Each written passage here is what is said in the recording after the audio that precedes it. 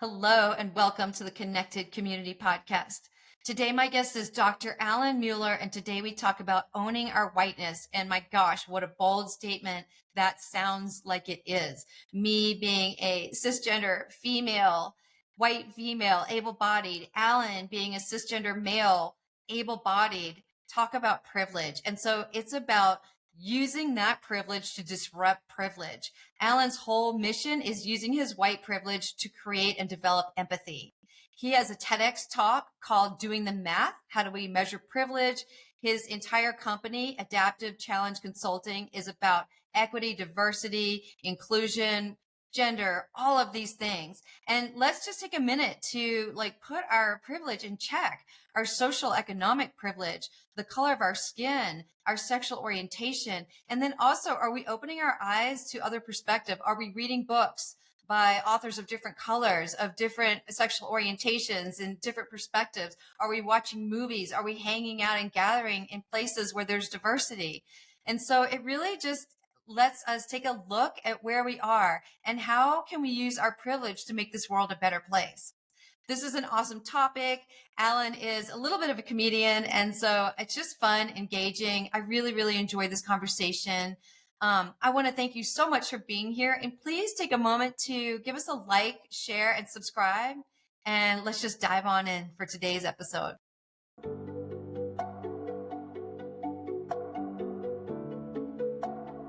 Hello, and welcome to the Connected Community Podcast, a place to explore possibility through mindfulness, movement, and self-discovery. Our intention is to deliver insight and inspiration while fostering conversations that are genuine, unfiltered, and deeply human. We hope you will enjoy today's episode.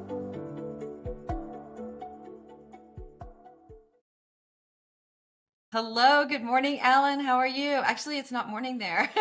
How are you today? I'm great. A little bit of a time difference, but I am very good. Yeah. Well, thank you so much for joining me today on the Connected Community Podcast. I'm so happy to be chatting with you. I'm thrilled to be here. This is going to be a great conversation. Yeah. So one of the things that you're passionate about is using your privilege, leveraging your privilege to help develop more empathy. And so I would love to know a little bit about what that means to you. Yeah. And so for your viewers listening that don't see me, I'm a white guy. And for the viewers who do see me, do not adjust your screen. I am white. And so, as a white man who's also cisgender, and if your audience is unfamiliar with that term, it means that when I was born, the doctor was like, it's a boy. And they happened to guess right in my case. So good for them. But that's not the case for everybody. I've lived in the U.S. my entire life. I'm the child of an immigrant, but I've lived here my whole life. And everything in the U.S. is very much built around my comfort and my convenience. Mm-hmm. And, even though I think that I'm appreciative of the progress we are making, there's still so many unfulfilled promises. And so one of the questions is, how do I be white and be the best white person I can? How do I take things that are privileges I didn't earn and put them on the line for those who don't have that unearned privilege? How can I sort of use privilege to disrupt privilege, if that makes sense? Yeah. But it's a journey. There's no easy answer. I don't know that I could have a book about how to do this. It's everyday little decisions. Am I reading books by Black and Latina authors? Am I listening to queer and trans voices when it's, am I just, listening to differently abled people and in ways that can honor them? And am I absorbing that knowledge and that perspective and trying to develop better understandings? Mm-hmm. And, each time you try, I'm never going to understand it, but that doesn't mean I shouldn't keep trying. And the ability and the willingness to keep trying, even though I know I'll always fail, is part of sort of what they call the growth mindset, right? It's not everything is about succeeding at the goal. I am never going to understand, for example, the life of a trans Black woman. Right. I'm never going to really understand that life, but that doesn't mean I shouldn't spend mental energy reading work by people in that community and watching media that they've developed and just listening, Yeah. What initially sparked this interest and passion for you? Was there something that happened? Did a light bulb go on one day for you? I don't know. There were a series of events. I mentioned I'm the child of an immigrant, and my father is from Germany, and lost a lot of family in World War II. And one thing I remember as a youth was he sort of tried to shield me from a lot of U.S. movies because in the 70s and 80s when I was growing up, U.S. films, Germans were always the villains. And of course, Germany, especially leading into the 70s, had a horrendous history on human rights. Uh, but also, my dad remembered a Germany that was about, cuisine and culture and music and hospitality and things that weren't Yeah. the horrible parts, and said, I want you to know a Germany before you know about all the ugliness, or as you learn about the ugliness, I want you to learn about the other parts too. And Hmm. he was convinced that U.S. media was just showing the ugliness. And I get it. I get it. But that little itty bitty inkling made me think about media differently. And then when I went to college and was exposed to ideas about, well, how is the black community portrayed in movies and TV? Yeah. What words are used? What words are used on the evening news to describe a black person who committed a crime that are different from the words that are used to describe a white person who committed a crime? Yeah. And so I think that was part of it. And then another part of it was I was in a English class my first year of college, and I wish I could say that this was a noble thing, but there was a young woman in my class who I may have had a little bit of a crush on, who invited me to come watch her choir sing at this tree lighting event. It was near the holidays, and it was the Black Student Association Gospel Choir, and they stood in the cold in December as the university did this tree lighting, and they sang a cappella, and it was amazing. It was amazing. And Mm-hmm. I approached the director and I said, could I be a part of this? And he goes, sure, yeah, sign up. It's a class. You can join in the spring.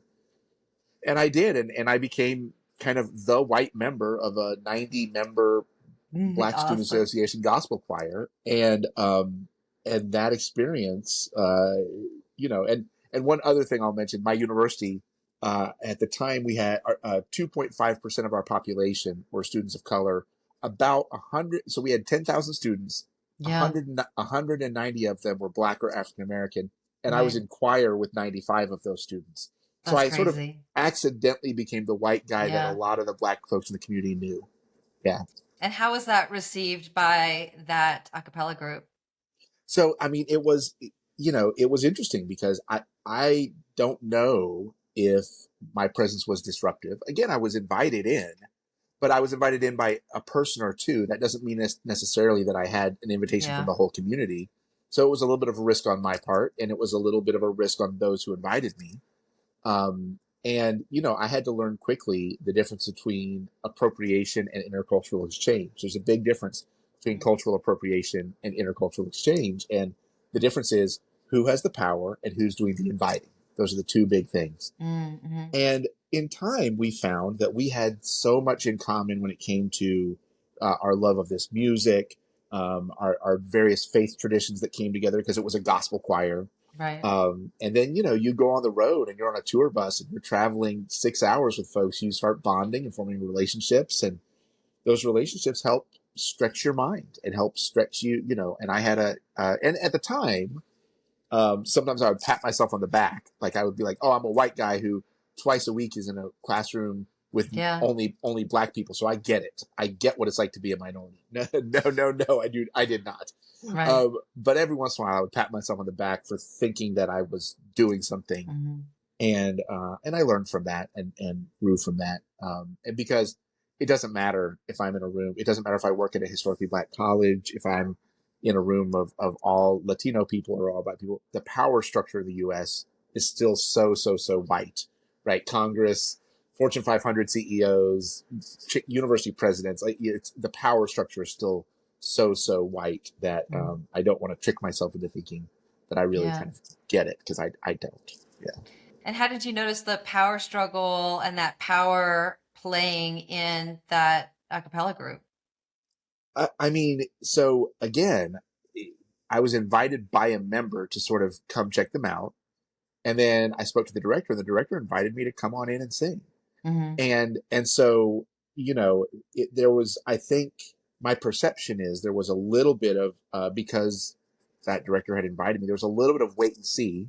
Yeah. on behalf of that community. And then two, one of the questions is, can he sing? Is he going to mess things up? Like in other words, Right. there were other reasons that the group was there. But I also recognize now that at that university, all Black spaces were very rare. And it's interesting because knowing what I know now, I might not have joined the choir. I might have chosen not to, or found another way to support the choir that wasn't joining it, because maybe there was a sacredness to, and I think there were two white women in the choir. So there Okay. were a few other white people, but I was the first white guy. And so, knowing what I know now, I don't know if it was more disruptive. I don't know. I don't know. Right. But of So course, it's, knowing yeah. what I know now wouldn't have happened without that experience too. So it's a conundrum. Sorry, I cut you off, but yeah. Yeah, no, that makes sense. That makes sense. Because you want to Yeah. honor the sanctity of that space that they have, that they don't really get to have spaces that are all inclusive. And Yeah. so it changes the dynamic a little bit. Yeah. Definitely. Definitely. Yeah. Yeah. Yeah. And so let's talk a little bit about your work and what you're doing with your work, because you're, building emotional intelligence in other people's lives and educating and working with, gender and equity and diversity and inclusion and honoring, all the different, um, just navigating just a bunch of different paths for people. And so, and opening people's eyes to that. So how do you go about doing that? Yeah. Yeah. Well, so my company, we're a consulting group, and so we work with city governments and county governments and colleges and universities and K-12 systems and companies, corporations, all kinds of groups Hmm. on emotional intelligence. And it's interesting, if you took a poll 20 years ago of everybody across the country, what do you want in leaders? There's a Yeah. certain list of qualities they want, and now, very very suddenly and very very abruptly in the last 10 years, empathy and intercultural competence have jumped onto the top of that list. Yeah. And part of this is thanks to the Black Lives Matter movement. Part of this is thanks to the Arab Spring internationally. Part of this is thanks to um, other movements that are about getting folks who've been historically and currently marginalized in front of the microphone. For our group, though, one of the things that we do that's a little different is sometimes people will ask us, "Can you come to an EDI workshop?" And so, depending on who they are, if it's a room full of my fellow white people, I'll just gleefully go in there and run it for them. But if Right. it's a more diverse group, I pull in a few of my affiliates who might be Black women or a Black man or have other intersecting identities, so that we have authenticity and we have credibility in the room together. Um, and so, but one of the things that's interesting is sometimes we're asked to do that, but sometimes we're just asked to do leadership training or communication training, and we bring Right. in conversations about identity through that because it shouldn't always be a separate unit. That's one of the worst things we do, is decide that, oh, we're going to do a 5-day workshop, and day 3 we're going to talk about diversity, and then we're just going to move on, and Right. we've checked the box that we've talked about diversity. Well, or what if, when you're talking about communication, when you're talking about professionalism, you can deconstruct it a little bit and say, hey, so who's been in charge of what counts as professional? Spoiler alert, it's been white men, Yeah. right? And then, can we deconstruct that? Can we interrogate that? Can we kind of poke some holes in it and go, well, why are these professional standards this way? Communication styles, right? That certain people are, I think I mentioned to you, I do a lot of work with extroverts and introverts, and Hmm. I break them into extroverts and introverts. And I say to the extroverts, look across the room. If you know anybody across the room on the introvert side who's a woman, I want you to pay attention to my question. My question is, um, uh, who's ever heard of resting Mitch face? Now Yeah. notice I'm saying Mitch face with an M, Yeah. as though there's some trope that introverted men deal with, which Yeah. introverted men don't. There's nobody's policing introverted men's level of talkativeness. That's not Yeah. happening. But I'm doing this juxtapositionally to remind them that extroversion and introversion is a thing, but on top of that is gender. On top of that is race. And I'm like, look across the room at women of color on the other side. Are you, particularly if they're introverts, are you ascribing them are you ascribing that they have an attitude? Like, what do you think of when you think about them? Yeah. And can we disrupt that some? And so, even though the group hiring me may just want to talk about the Myers-Briggs and personality type, which is Yeah. great and it's fun and it's awesome, we can't do those things in a vacuum. we can't do those things in the vacuum, because race is here, gender is here, gender identity is here, sexuality is here, ableism is here. All the things are here, and they're Yeah. here with us wherever we go. And so the other thing is, I speak from my experience. It's not my job to talk about the Black community in any way that's ascriptive or as though I'm any kind of expert, because I will never be, or the Latina community, the differently abled community. No, no, no. I can tell you about my experience as a white man. I can tell you about what I do and don't have to do, and I can just start there. You know? Yeah. Yeah. Yeah. And so if we're wanting to increase our emotional intelligence, then where would be a good place to start? Oh my gosh. And that's such a broad topic. So maybe we should break that down a little bit and say, like, Yeah, what is emotional intelligence? yeah. So, I mean, to me, some of the key elements of emotional intelligence are listening, like deep listening. I'm Hmm. married to a counselor, and if anybody has a friend who's a counselor or has been to therapy, which I highly recommend, you may Hmm. have had a counselor say to you things like, you say something and they say, "If I hear you, I think you're saying this." It's called Yeah. rephrasing in the counseling world. Hmm. Even if you're not a counselor, you can do that. If you're listening to someone, you could rephrase and be like, "So if I get you, you're kind of saying this, right?" Right. So listening is part of it. Empathy is another part. Empathy is another part. Every one of us has a difficult life. Like, one of my colleagues, Dr. Kelly Dixon, says all of us have experienced trauma in some way.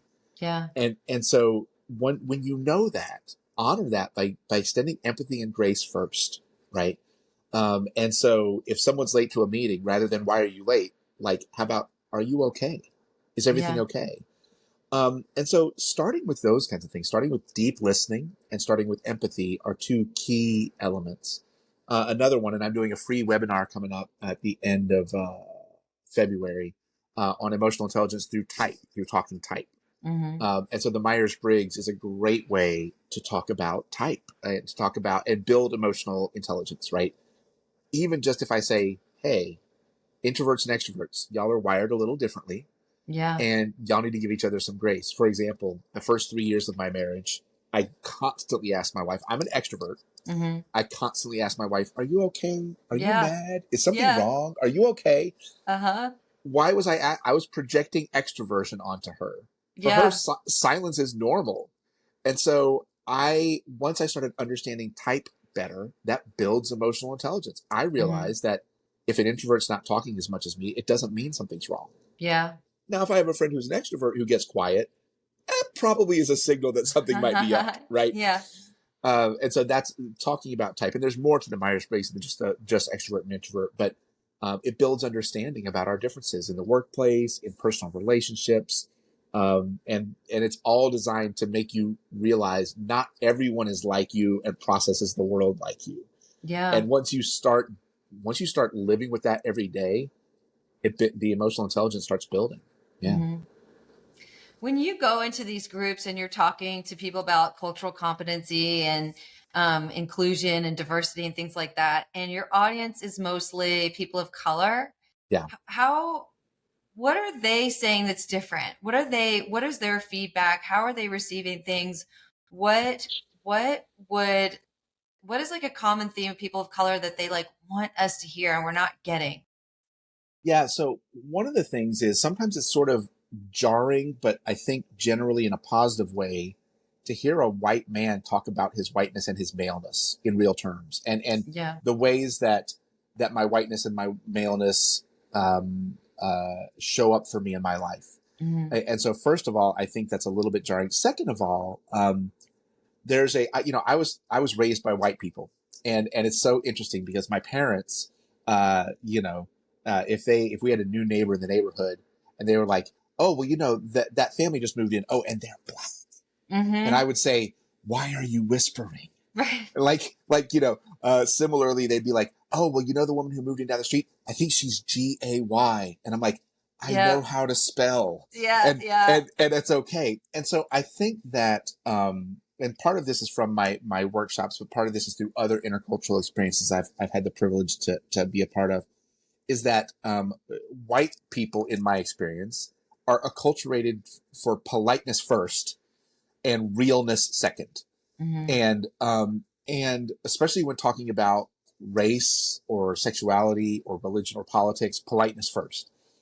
And that's a function of privilege, that I can talk about race and make it have to be polite.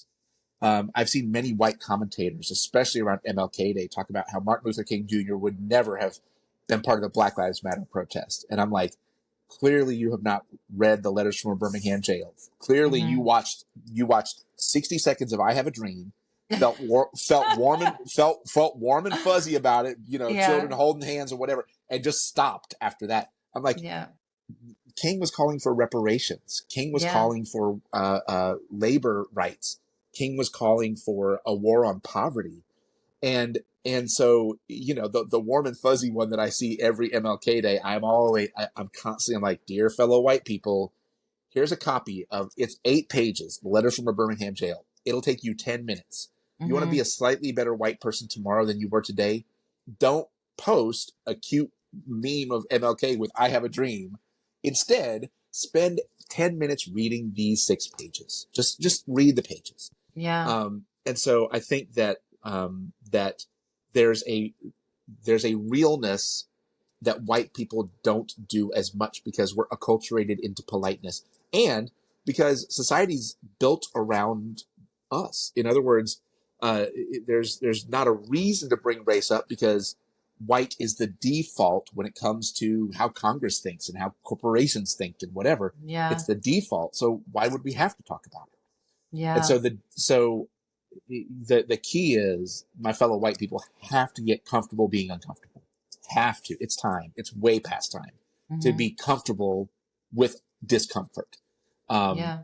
the other hard part, though, when I'm working with a group that's racially diverse, where there are a lot of white people in the room and a lot of black people or Latinx people or Asian people, is doing what I call dual centering, and it's hard work. And dual centering means there's a level of basic 101 stuff that white people need to catch up on. Yeah. And I don't want to waste the time of the people of color in the room, because Yeah. they've been through course 101, course 301, course, they're Yeah. in the grad school level of understanding how racism operates in the US.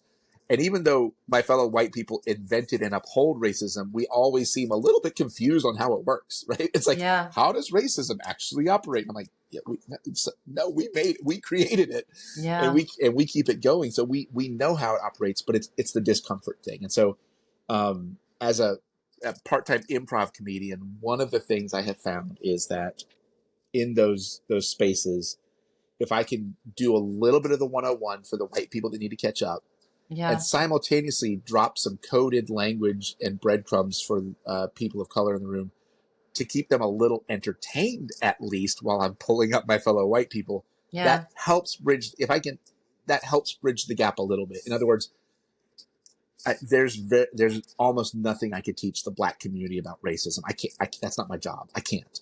Yeah. But what I can do is maybe show some solidarity as I'm trying to bring my fellow white people up. Mm-hmm. Yeah. And then engage those communities of color on other privileged identities we might share. We might all be able-bodied. We might be all cisgendered, and I can say, if you share cisgenderedness with me, whether you're Yeah. black, you're Latinx, you're Asian, you're white, if you share that with me, I can push. I can be like, hey, my fellow cisgender people, let's talk about working on transphobia. And so that's one of the things where I'm not necessarily wasting the time of the people of color in the room, because there are other ways that they may have privilege as well. Yeah. Right. That makes sense. What are some of the 101 things? Oh my gosh. So just the real history of the U.S. History was written by, what's the phrase? History is written by the victors. That, for example, people are like 9/11 was the worst single loss of life event on U.S. soil. If one thinks that, I would recommend that you read about the Tulsa, Oklahoma bombings, Mm-hmm. where the United States government bombed Black Wall Street. And if your listenership doesn't know what Black Wall Street is, there were 2 pretty prominent Black Wall Streets. One of them was in Tulsa, Oklahoma, Mm-hmm. where Black folks had brought a lot of wealth together, and the other was in Durham, North Carolina, which is not too far from where I am. And in the case of Tulsa, the Black Wall Street was violently firebombed by the United States. Read up on it. Go Google Hmm. it. Yeah. In the case of Durham, it was a much more polite version of racism, where white legislators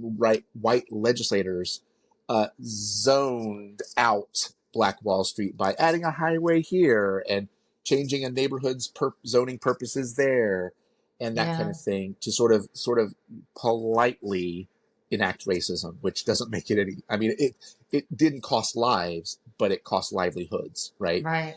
And so, reading up on Black Wall Street, for example, reading the work of James Baldwin, who was a black man. There's actually going to be a movie soon, or maybe it's already out, featuring, oh my gosh, he's like a award winning actor who I think is on like one of the shows that features drag culture, and his name is escaping me right now, but uh, and just goes to these, and so he's going to be playing James Baldwin. And if your audience doesn't know James Baldwin, Hmm. he lived in the U.S. and then moved to France, and just and came back and talked about his experience as a black person in the U.S. and then a black person in France, and how radically different they were.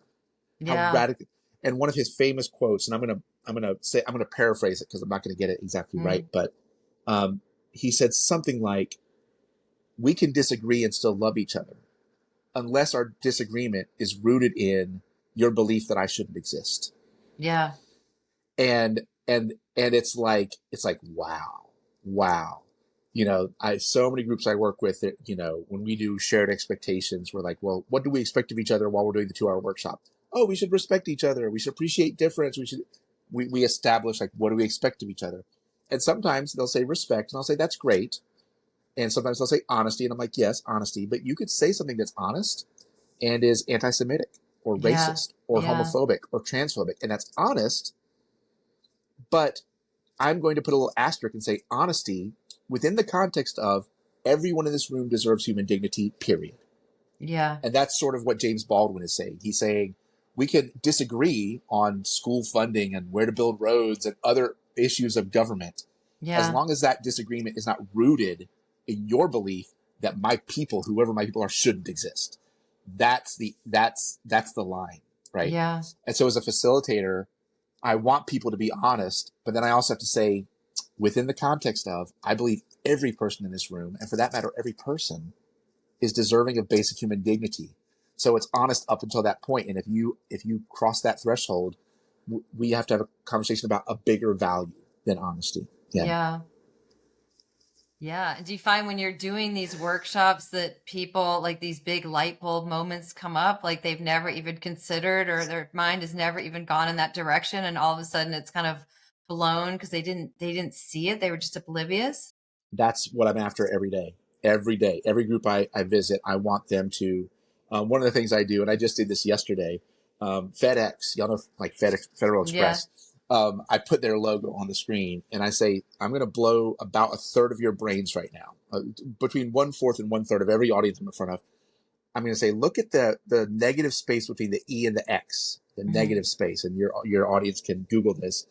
There's, in the negative space, there's an arrow. There's a white arrow which is Yeah. moving forward.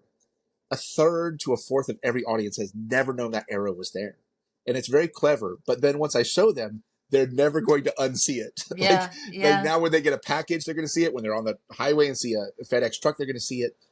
And so my goal is, how can you share with someone who's cisgender Yeah. what it's like for a trans person to go to a public school where all the bathrooms aren't for them, Yeah. or to go on a road trip where they have to go through West Virginia where the bathroom laws are XYZ. Or, if I'm in a room giving a speech, I sometimes ask the question, how might you have gotten in here if you needed hardware to get into the room, i.e. a wheelchair? How might you have Yeah. entered this room? And so even just asking that question, just asking and just saying, I didn't need hardware to get in this room. I'm very thankful I did not need hardware to get in this room. And some people might. And that there was a minute I did not have to spend entering this room today looking for a route that had a ramp. There was I and so if I think about every room I've ever walked in, how many minutes do I have, friend? How many minutes do I have to think about the disabled and differently abled communities? Yeah. You know? And so my goal is to help everyone perceive something they've never perceived before. Because once you've seen the little arrow in the FedEx logo, there's no unseeing it. There's no Mm-hmm. unseeing it. And once you've been invited to think, oh, as I walked into this convention hall or this business office, was there an all gender restroom? Is there a ramp? What are the symbols here that celebrate white supremacy? Like is Yeah. this room named after someone who, you know, owned enslaved people, right? Like, so, Right. but just asking those questions and drawing some attention. And then the key is, once you start doing it, practice it, practice it. Yeah. Yeah. So let's talk about your fraternity experience Oh because my gosh. it's so awesome Yeah. and so unusual and so cool. Yeah. So I was, I saw images of fraternities in movies and such. And when I was in college, I had no interest in that kind of thing. Um, and then later in life, I was a grown up in my 30s, and I had, had was a professional and whatnot. I was approached by a fellow administrator, a guy named Jamar. And at the time, I should tell you that I was the advisor for the largest group of Black students on campus. It was called the Council for Cultural Awareness, and we did our job was to provide entertainment for students of color on campus. That was our job. And so the students led it. I was the advisor. I was there to help them with contracts and help them with learning how to promote events and learning how to run events and facilitate things. So it was step shows, and it was concerts, and it was spades tournaments, and it was fashion shows, and all of these different things, mostly geared towards Black students. Yeah. And it would take me a solid year or two with the students involved to build trust, and rightfully so. I mean, when I think about the history of my fellow white men, we Yeah. haven't done a lot to earn trust, and so it would take me a while to earn trust. So this guy Jamar, who was a fellow administrator of mine, approached me and said, "I want to start a graduate chapter of this historically Black fraternity." And I said, "Well, first he just said I want to start a chapter." And I said, "Oh, so you want to meet my students?" He goes, "No. I want to start a graduate chapter, and I want you to pledge it." And Mm-hmm. I said, well, first of all, and I'm pointing at my face. I'm like, did you catch that I'm going to be white the rest of my life? Like, this spoilers. Like, I'm terminally Caucasian. Like, it's Yeah. forevermore, right? I said, first of all, I'm white, and I said, second of all, I've got 2 graduate degrees and a mortgage and some children. I don't know that I'm going to pledge something at this point in my Right. life. And the 2 things he said really got my attention. One was, he said, well, I'm doing a program for boys of color at the local elementary school to help them get excited about college. And I want you to help me with that program, whether or not you pledge this fraternity. I want you to help me with that. I said, okay, now you've got my attention, because that's like real legit good work. And then he said, and I want to sit down with you and your wife, because this is a family decision. And I'm like, oh, you just made my inner feminist and my inner womanist very happy. Because as much misogyny Yep. and toxic masculinity as there is in the fraternity world, you said, I want to sit down with you and your wife. I'm like, okay, yeah. So I took a leap of faith, and I thought to myself as I was considering it, I thought, might this help me build trust with my students? If I stepped out of my comfort zone a little bit, might this help build some trust? Yeah. And sure enough, it did. And now at the time, I was in this tiny little mountain community where the whole chapter was me and Jamar. That was it.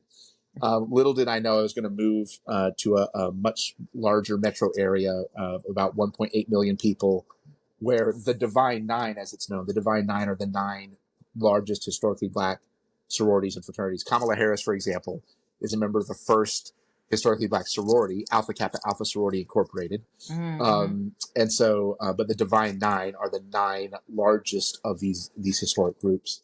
And so in my new community, the Divine Nine is everywhere. I mean, I just marched in 2 MLK parades, one on Saturday and one on Monday, with members of the Divine Nine, and, out in force in the cold, Yeah. marching to celebrate MLK. And again, celebrate when I'm marching with the members of the Divine Nine, which again, I'm the only white person there in those instances. I have great confidence that when they are marching to honor King's legacy, that it's the whole legacy, not just the warm, fuzzy one that my fellow white people tend to celebrate once a year with a Right. meme, right? Mm-hmm. And so it's really encouraging and empowering. And my graduate chapter, we have guys who went to segregated high schools. Some of the Yeah. guys are old enough that their high schools were segregated, and some of them are so young that they have to be reminded that the old guys were in segregated high schools, right? And we're committed to just doing work in the community. you know? Yeah. Yeah. And did you feel like they all embraced you, or was there a little bit of resistance there, or because you were there from the beginning, it's different? It's interesting. I don't, it's hard to tell. It's hard to know. But the bottom line is I have to own my whiteness every time. I have to Yeah. recognize that my whiteness can be supportive and can be disruptive, and sometimes it's both. Yeah.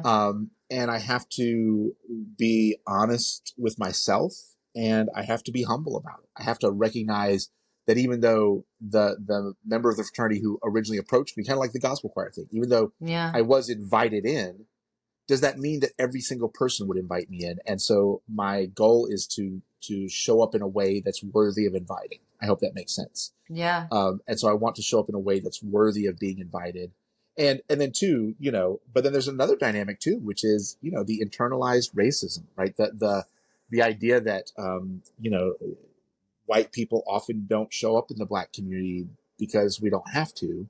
And that on some level, there might be some appreciation too. Like, this white guy doesn't have to do any of this. Like, what Yeah.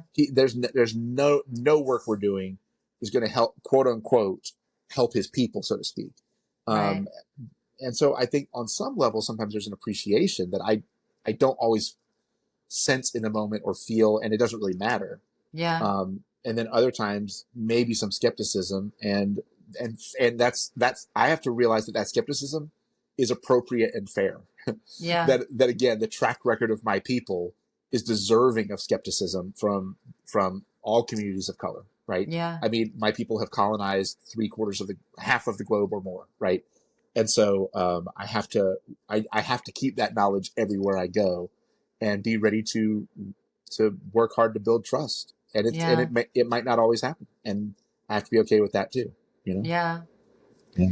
Yeah, I shared this with you a little bit before that when I was in Arizona, I worked on the Gila River Indian Reservation, and Yeah. I was a social worker, and I really intentionally chose to go on the Indian reservation because I thought it would be like a really cool, unique experience. And so it was a 30-mile trek every day to work. I went into the reservation, and it took I think it took the patients 6 months before they would speak to me, and the staff, it took them a year. They had a Native American social worker in there before me. All of the staff were Native American. All the patients were Native American, and there was a few Hispanic. Yeah. And when I came in, literally, I would sit down in front of somebody's dialysis chair, and they're stuck in the chair. They can't get out of their chair. And they would turn their whole body away from me, and they just didn't want to have anything to do with me.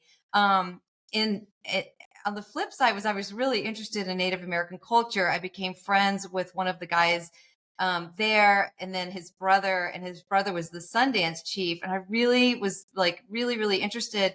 He's invited me to come into the sweat lodges, and that was same thing. I was kind of one of the first white people.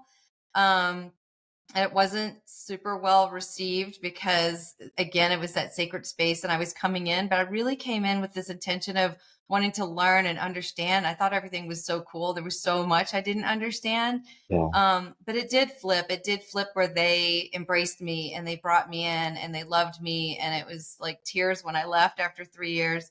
But it took a while for me to like wiggle my way in. And it was just that persistence and that wanting to understand their culture that I think shifted Yeah. things for me, but it took some time, and I get it. It I does, yeah, and I appreciate that story because it takes wanting to understand their culture, and then it also takes, I think, checking our own culture, right? I mean, right. I at one of the fraternity events, our president, we were supposed to be there at 11 a.m. for the parade, and I'm texting him at 10:45. I might be 5 minutes late, and later when I got to the event, we had an hour of buffer time before the parade started. And Yeah. I said, look, man, as the white guy in the chapter, that I'm obsessed with being on time. That's a distinctly white thing, Yeah. right? That like, and so like, I appreciate what you're saying because it's like a wanting to understand another culture. And then part of it is realizing some of how I just live my life is its own culture. And how can I try to zoom out from that? How can I try to decolonize my thought and go, what are the things I do that are the whitest things I do? right? Yeah. So I posted recently on social media. I said, I'm white, but I'm not let my dog lick my mouth white, Oh right? yeah, gross. Yes. Right, right. And so, I'm not like my dog has a sweater and I drink soy lattes white, right? So Yes. there was this great thing on Twitter about 9 years ago called Black People Ask White People Anything and White People Ask Black People Anything. And it was the coolest thing ever. And I'm not even really big on Twitter. But I saw some of these things, and like one of them was like a black person saying, "Dear white people, why did you colonize half the planet searching for spices and you don't use spices on your food?" Yeah. And Yeah. I'm like, yeah.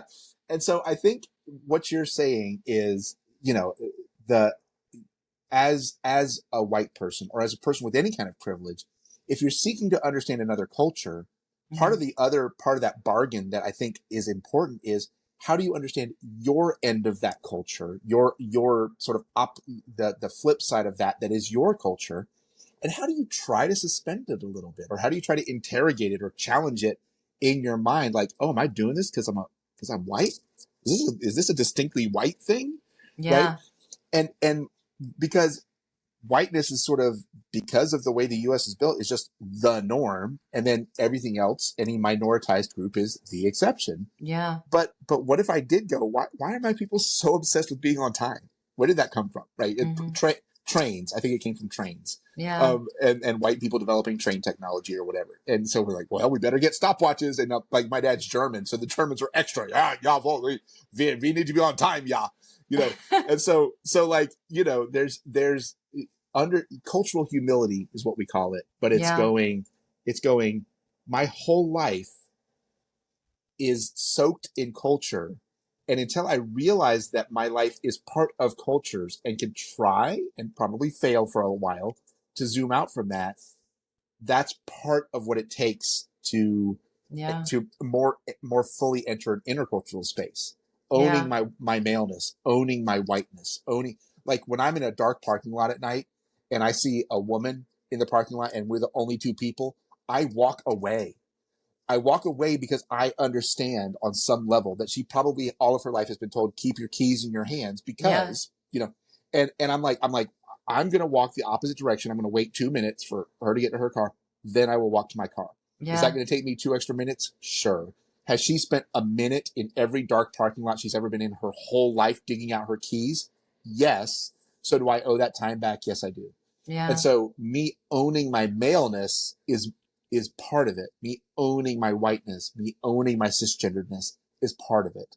And so Yeah. I think that's the key. And clearly that community, I think, probably recognized that you were owning your own stuff, right? Yeah. Maybe not in the same words I'm talking about, but Right. in a way that was like, oh yeah, yeah, okay, well now there's tears, right? And so that's Yeah. an important part for anybody who has privilege, is to recognize that you have cultures that are part, yeah.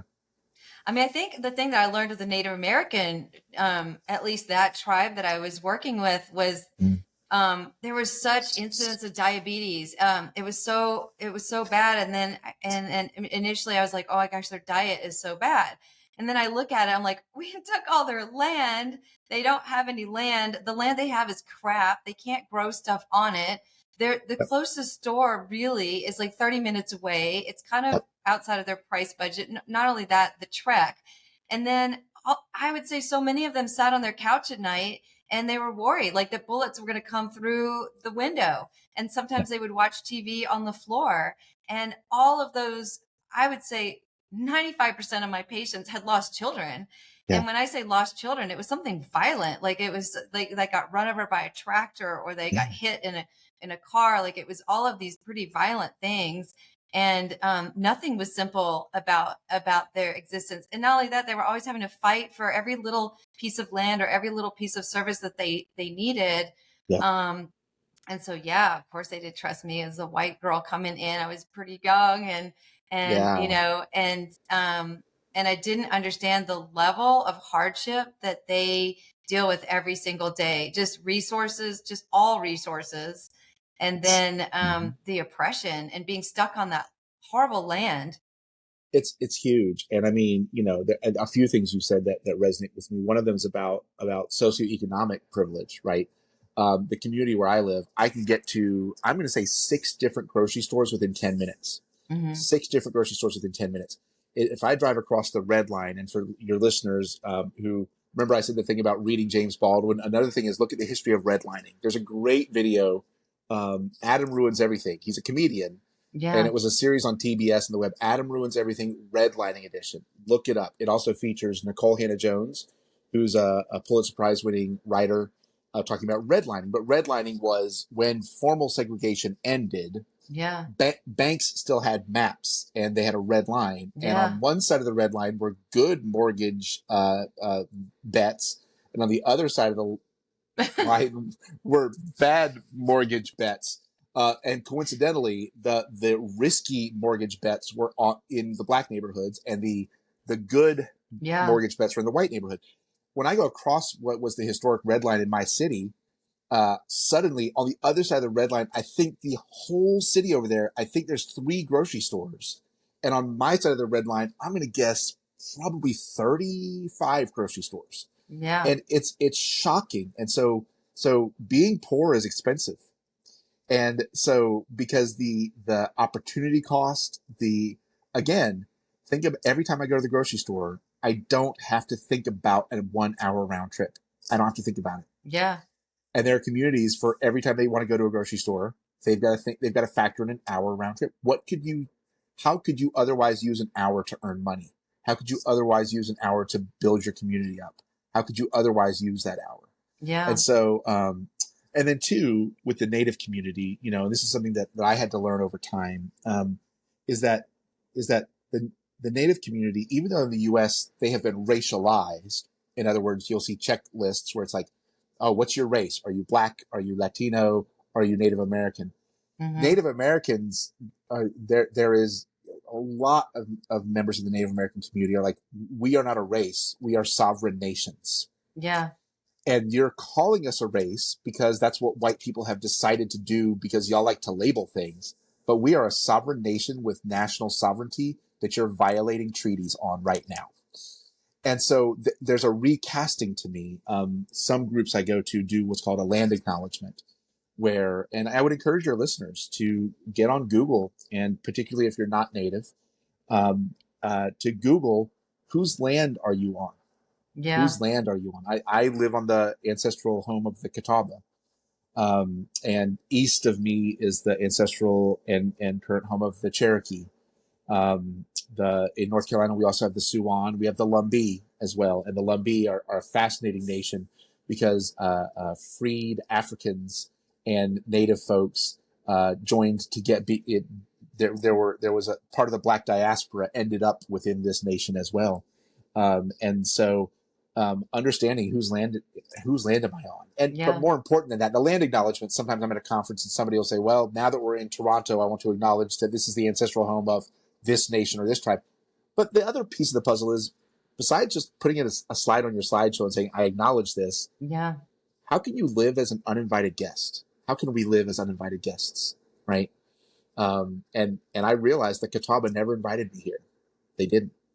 I was not Yeah. invited. Yeah. And so how can I live as an uninvited guest whose presence came with violence, Yeah. Yeah. So what are it like on an individual level? If we work with, say we're a white male or female, we Uh-huh. work with people of color, Yeah. we want to evolve those relationships. But there's a few barriers that we need to cross in order to do that. Yeah. What advice do you have? Like, how do we go about doing that? What's the best way to do that? What are some things that we don't want to do that are like really offensive? That we want to avoid, where we really go in with the best of intentions Yeah. and we want to break down those barriers, but we don't know where to start. We don't know what to do. Yeah. Yeah. It's interesting because I want to challenge your question a little bit in a good way, I think. But sometimes I have clients that I literally had a client try to hire me to do a 2-hour session on what to not say. Yeah. And I'm like, well, hold on. Instead of what to not say, what if we talked about how to understand our own stuff, right? And so half of your Yeah. question I think is amazing, and the other half I think can come from the first. But when it's asked by itself, it's more Yeah. like, I don't want to offend anybody. And it goes back to this white politeness thing, right? And Yeah. so one of the things is, well, two ideas I'll share with you. One is own your own whiteness, right? Explore, get ready to laugh at yourself. Think Yeah. about the things that you do that are the most white ever. As a matter of fact, that video I mentioned, the redlining edition one, Yeah. it opens, it's one of the guys is a comedian, and it opens and he's talking to this guy and he's in his house and he goes, this is a very white neighborhood. And the owner of the house is like, this isn't a white neighborhood. And he opens the blinds and looks out, and there's literally a woman with a latte, Yeah. with a dog with a Dog. sweater, with a canvas NPR tote bag full of kale. And I'm Oh, like, yeah. that is all the white tropes on top of each other, right? Yeah. And so for one, get comfortable laughing at whiteness. Get Mhm. comfortable, and then get comfortable with the idea that as a white person, you're not owed trust. You're not owed trust. Yeah. Start there. I am not owed trust by anybody. As anybody who's not white, I'm not owed any trust by them. So that takes some humility. And then the humor side, be ready to laugh at why white people do X, Y, Z. Yes. Starting with those two internal processes and practicing those on a daily basis is part one, I think, which is understanding that because most of us sort of act like we're owed stuff, right? I mean, the trope of the Karen, right, Yeah. is quintessentially the person who feels like they're owed something and wants to speak to the manager right now, right? Yes. And so first of all, understanding that you're not owed anything, particularly to people who have less power in society than you. And then two, laugh at yourself, laugh at your fellow white people, Yeah. and P.S. do it to their face. Like in other words, and this is something that, again, huge privilege on my part, and huge that being a member of a historically black fraternity, there are moments, few and far between, but I treasure these moments where for half a second it's as though they've forgotten a white person's in the room. Yeah. And I get to hear their white person impressions, which is the best thing. I love it. Yeah. I love it, Yeah. right? Because we're all nerds. We're all pretty uptight, right? And Yeah.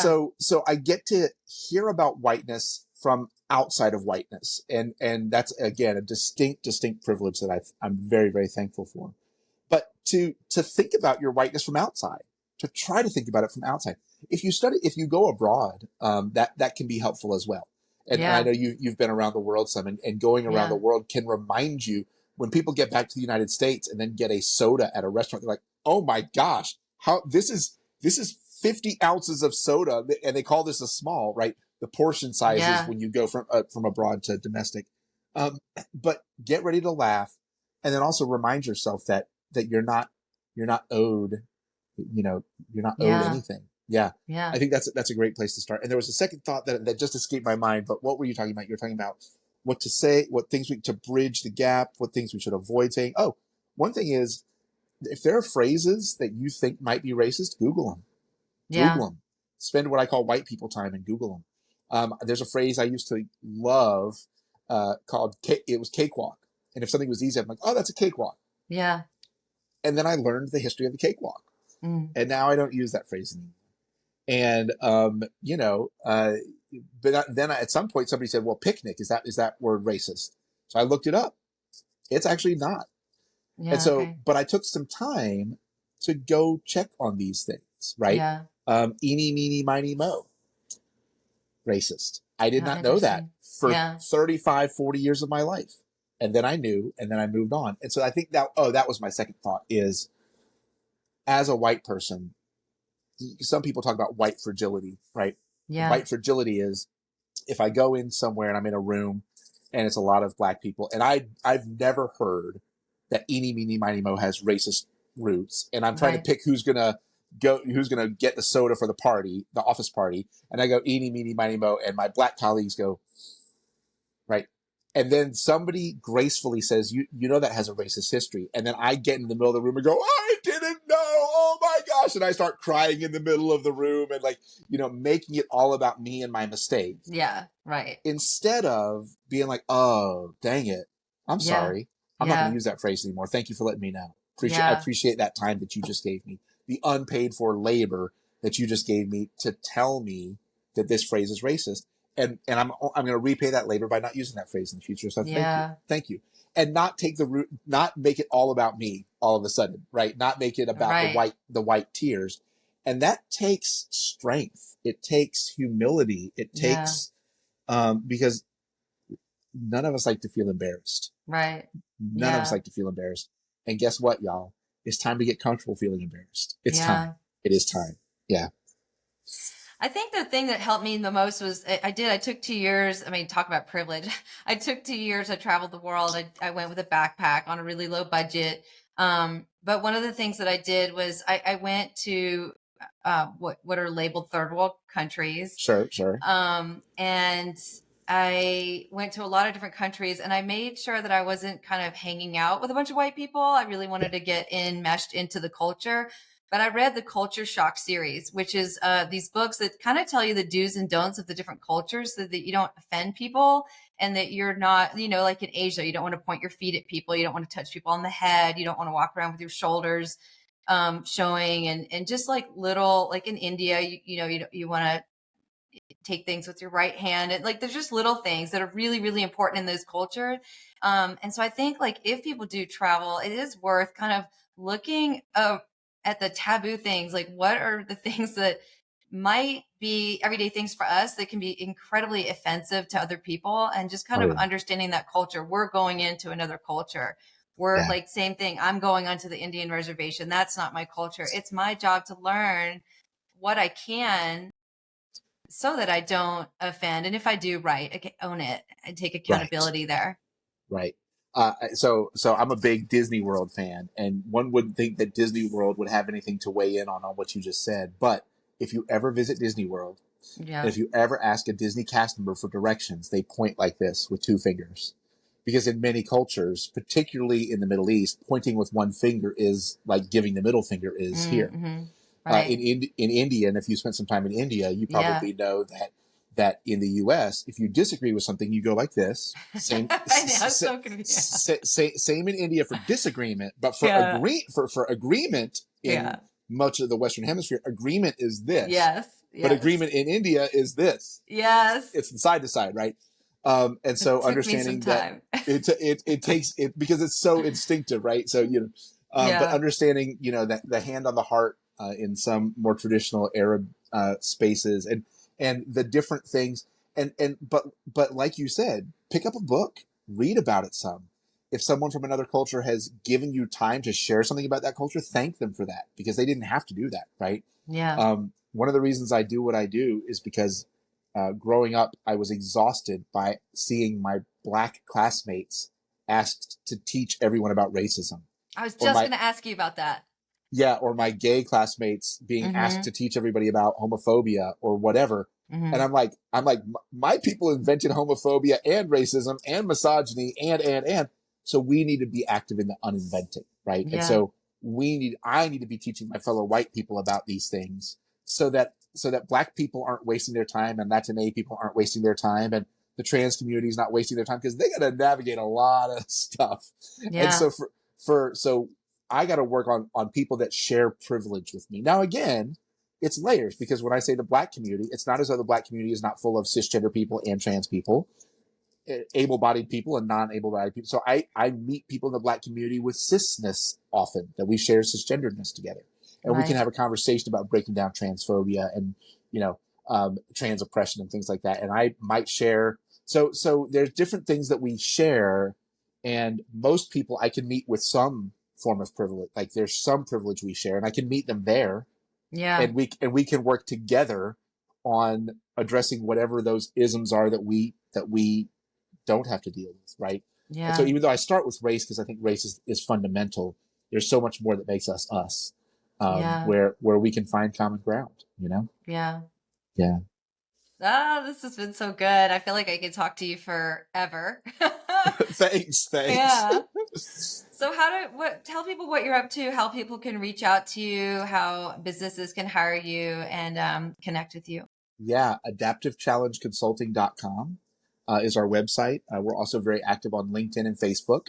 And again, Adaptive Challenge Consulting in both of those spaces. My name is Alan Mueller, Alan, and I'm sure it'll be linked Mueller, like the spaghetti in the grocery store.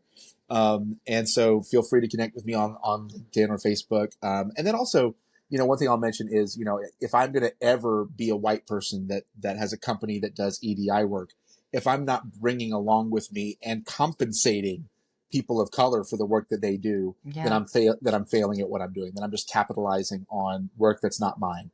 And I've had amazing, in particular for me, Black elders and Black queer elders who have taken much more time with me than I deserve to teach me up, and Mhm. I owe it to them to pay it forward to the next generation of folks of color.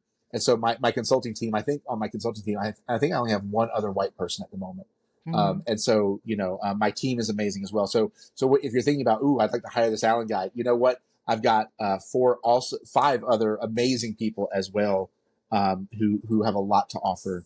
And so, for me, any space I'm in, I want to make space for them as well. But adaptivechallengeconsulting.com is where you can find us. Yeah. Well, Yeah. thank you, Alan. I really appreciate you and your time and your work, and it was so lovely chatting with you today. Thanks for the conversation. It was great. I appreciate you. Thank you for listening to the Connected Community Podcast. If you enjoyed today's episode, please like, share, and subscribe. I can be found at www.nikkiyoga.com, NICKYYYOGA.com. Until I see you again next week, I hope you have a beautiful day.